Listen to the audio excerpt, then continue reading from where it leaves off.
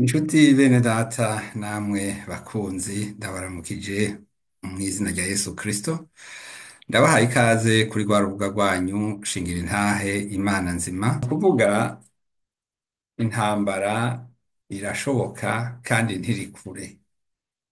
Eh, ikiza c'ico bise indwara yaguma mu rugo muracibuka mu myaka ya mirongo ibiri na kabiri cane cane. Cyatumye batwigisha ingene twiga kurondera ingene twobaho mu gihe bigoranye tube mu mazu. Mm. Turondere ibintu vyodufasha kugira ngo tubeho tutunzwe n'ibintu bike kandi ushobora kuba tworegeranya.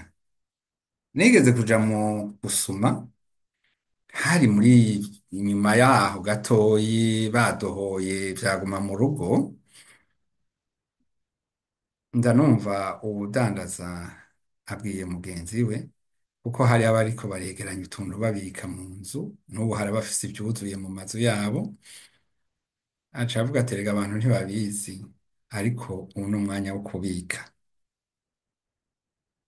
hazoba intambara n'ibihuha vy'intambara hazoba inzara.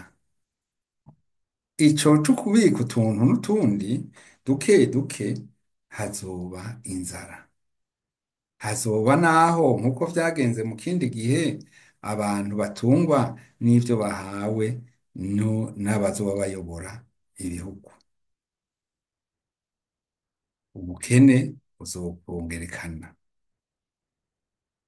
Ikimenyetso c'igikoko kiriko kirategurwa, ikimenyetso ca gikoko kuko ikimenyetso ca gikoko naco caravuzwe kuko ico gikoko nicaza n'ikimenyetso kizoba kiri mu nzira kiri mu gushika ngo ntawe uzosuma canke ngo agire ico agurisha atafise ico kimenyetso. Ngo ico gikoko kizogera ahantu gitegeke.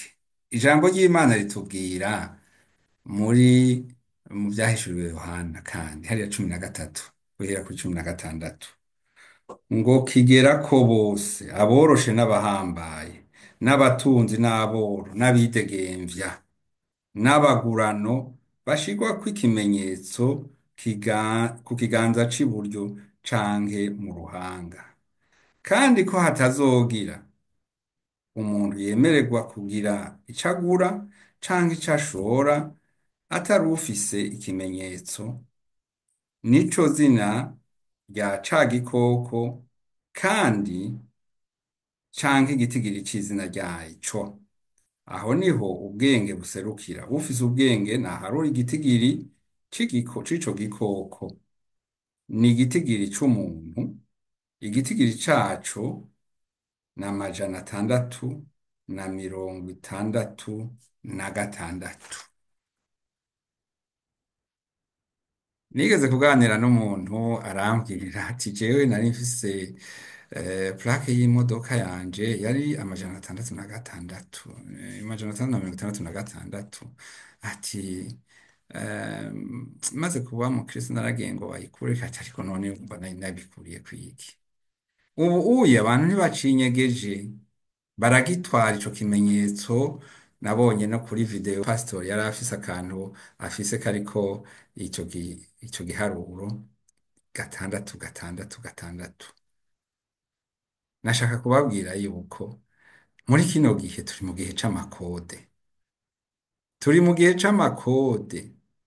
Aha jewe mfise telefone kuyugurura unsaba igiharuro jewe nashizemo, ico gikoko naco kizotanga ikode yaco. Rero hari abantu baza bafise iyo kode, hariho abavuga ati mpa iyo kode gusa jewe nitungire, jewe ntaco nera ngomba gusa kwiberaho no gutunga no gukira. intambara ntibera ubusa. Intambara kandi ntibera ku muntu. Bakora intambara ku mukopo. Abantu barabaha ibigwanisho, barabaha ibikenewe byose kugira ngo batere intambara. Ni nabyo bizotera ubukene, kuko mwumvise ngo igihugu kanaka cavuze ko kizosohora amamiliyoni n'amamiliyaridi kugira ngo bakore intambara, abenshi ntayo mahera ntayo baba bafise. Mugabo bitwa ko bagiye mu ideni bakigurana, ariko bagasahura, barusahurira mu nduru bakaronka. Nashaka kukubwira ngo nturyame mukondora zose. Iki gihe kiragoye, tugeze mu gihe c'ihitamo, kuko umwami Yesu agiye kugaruka. Kandi ico gihe co kugaruka kwiwe ngo azoza nk'igisuma, ntawe uzomenya ngo aje ryari.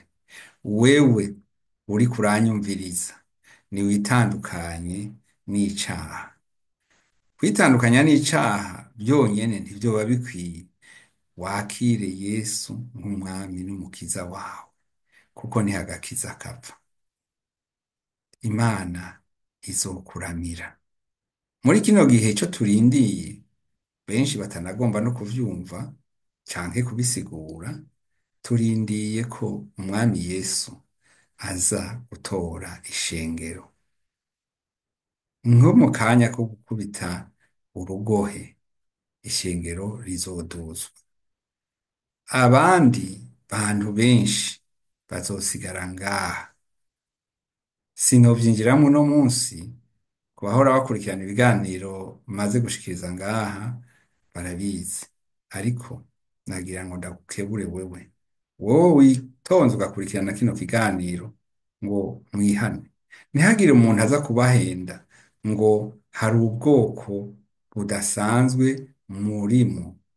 Ubwoko budasanzwe bw'Imana nubwo abakijijwe, nubwo abakiriye Yesu.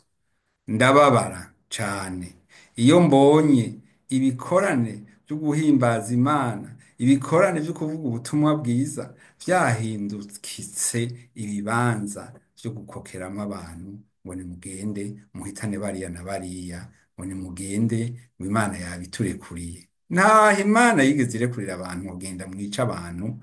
Muri kino gihe ntavyo tuzi, kandi nubwo buhanuzi ntabwo. Ariko kandi ntimugahendwe.